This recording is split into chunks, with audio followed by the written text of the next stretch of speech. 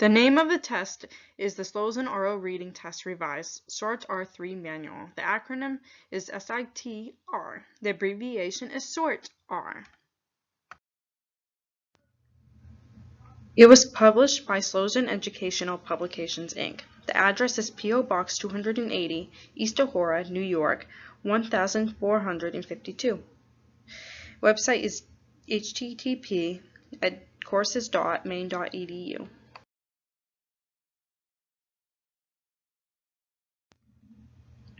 The authors of the test are Richard L. Sloan and Charles L. Nicholson. The date of publication is the copyright of 1963, 1990, reprinted in 2002 by the Sloan Educational Publications, Inc.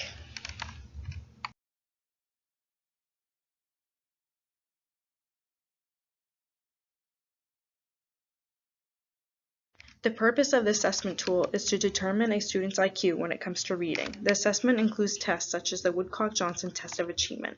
An achievement test of cognitive ability is a set of intelligence tests developed in 1977 by Richard Woodcock and Mary E. Boner Johnson.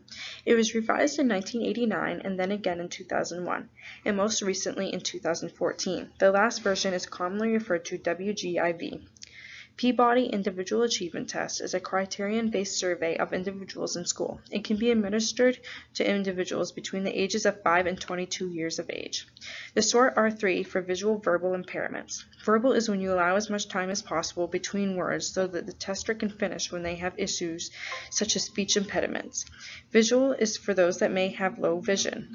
There are 3 sizes they can choose from, which include sizes 16, 18, 24. They may also use Braille. Construct content validity. Construct validity refers to a theoretical concept. The ability to look at a group of letters and pronounce them is needed for reading, even if there's no understanding of the word. Content validity contains a list of words which the person is to pronounce. The selection of words come from several sources, including tests, reading experts, and a curriculum grade. It can contain up to 200 words.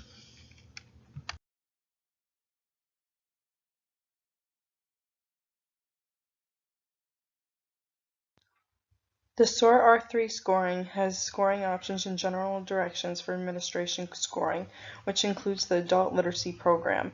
When it comes to verbal visual impairments, the examiner will have an examiner sheet to see. The date of the most recent norming is 2002. The month and day are unknown.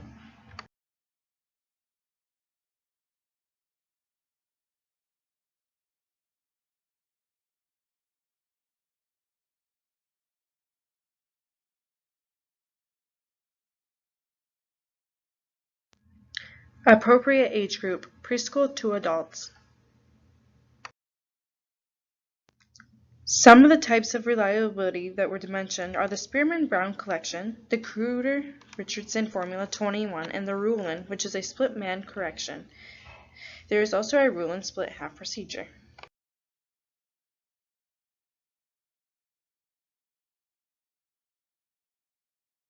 Considering the test usually equals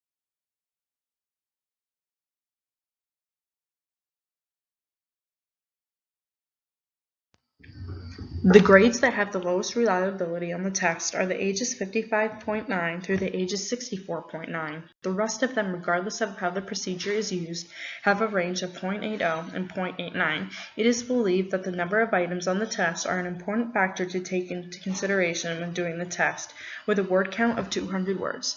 The second reason is that there is 200 words on the test and it can be very specific.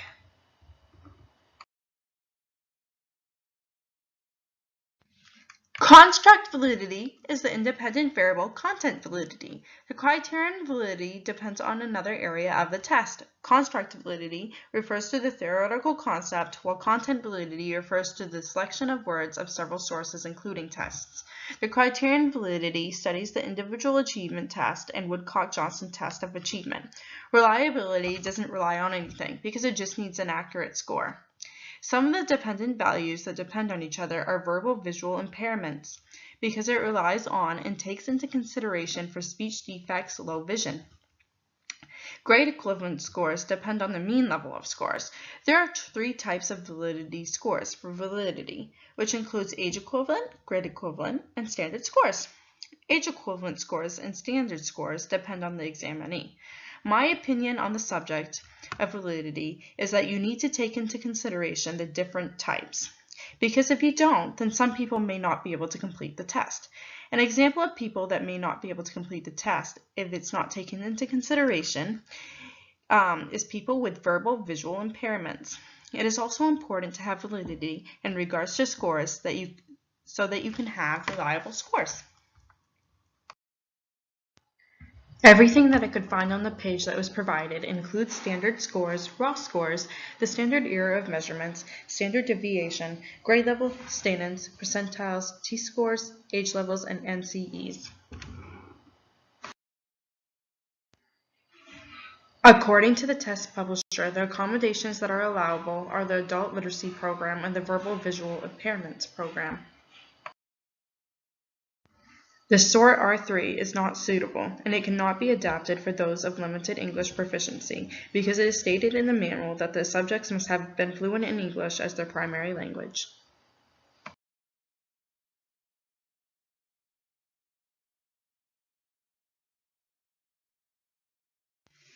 The test price includes the SOAR R3 complete kit for $118, which includes manual, scannable sheets 50, and wordless 14-point and 18-point print, spiral bound. 24-point enlarged print words list for $15.75. Green Original Scores 50 for $59. The SOAR R3 can be used for general education and special education people. The examiner qualifications do not say that you need to have a special education degree or that you need to have any other special qualifications to administer the test. In the manual, it says that you should be well prepared before administrating the test. You should have a pencil and paper at your hand and come familiar with the test itself. You should always make sure that the examiner does not see when you mark the words right or wrong. You should include things like the address and name of the examiner, as well as the day of the exam and the person's age.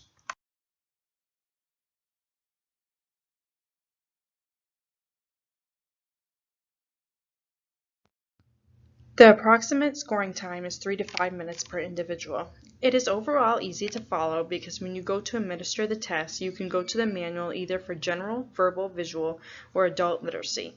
And then after that, you would just follow the steps that the manual gives you.